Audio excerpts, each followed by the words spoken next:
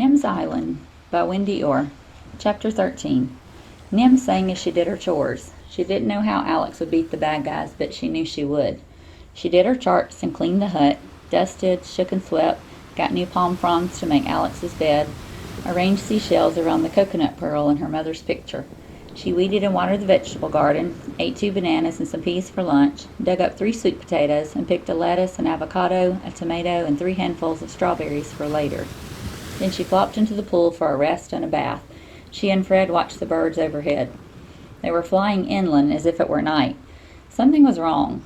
Back at the beach, the sea lions were honking and restless, and Fred's friends were zipping over the rocks, even the oldest scuttling like hatchlings. Selkie was by the hut, barking anxiously for Nim. 2 more gulls flew past, and then a frigate bird. "Galileo!" Nim called, running to the hut for a Tropo tourist cap. "Have you got something for me?" The bird swooped down, grabbed the stuffed fish, let Nim pull a note from his band. "Dear Nim, the bird said there's a storm coming. Go to the emergency cave. Take the phone, laptop, solar panel, battery charger, and other scientific equipment and whatever else you have time for. But you are the only thing that matters. As soon as you see the storm coming, drop everything and get to safety. If I can beat the storm, I'll be home tonight or early tomorrow.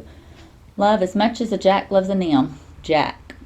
Nim stared up at the sky. It was clear and blue, but the air was so still and heavy on her skin that she knew the birds were telling the truth. She knew she had to do what Jack said.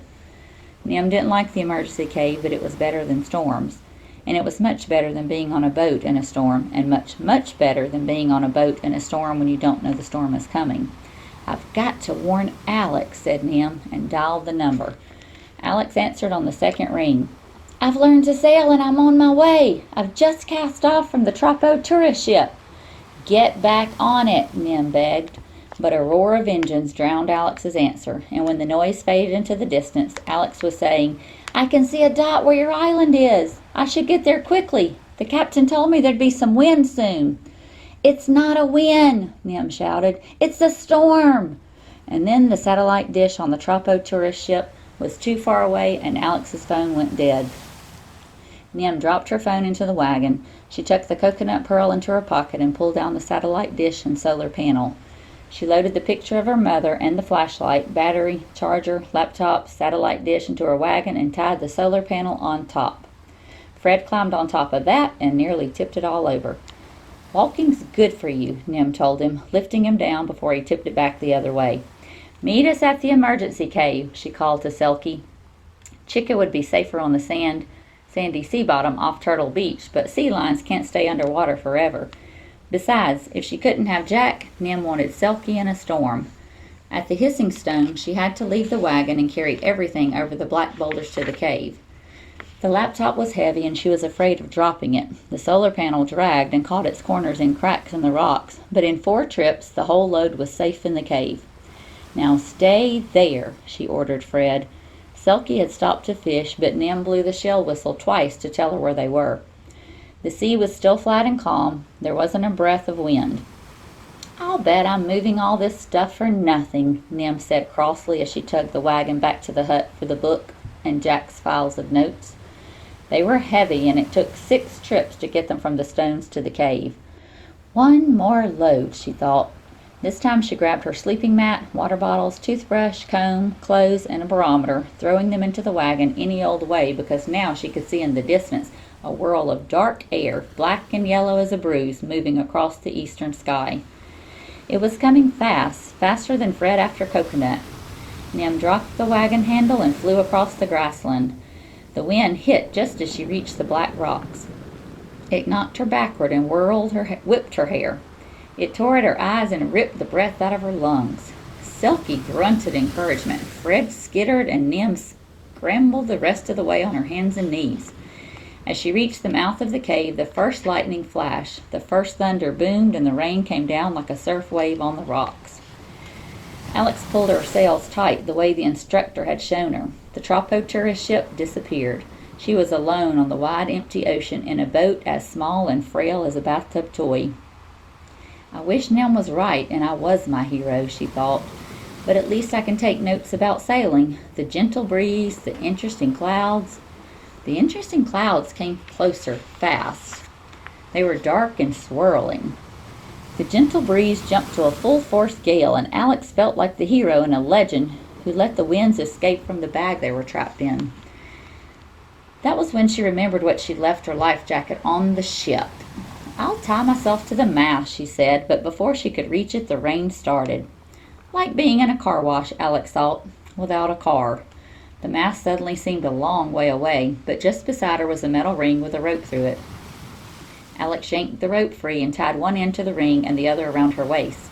Then there was nothing to do except try to steer and wonder whether the rope she'd pulled off was important, and if it mattered anyway when the boat was balancing on skyscraper-high waves. Maybe they weren't quite as tall as skyscrapers. Maybe they weren't much higher than a cottage. Tall enough, thought Alex as she roller coasted from one to the next. A fork of lightning exploded into a wave. A crash of thunder hit her ears like a boxer's punch. Alex threw herself onto her stomach and clung to the tiller. Then the next wave was under her, and the wind was howling and hurtling her toward the smudge of Nim's Island. "Faster than a city train," Alex guessed.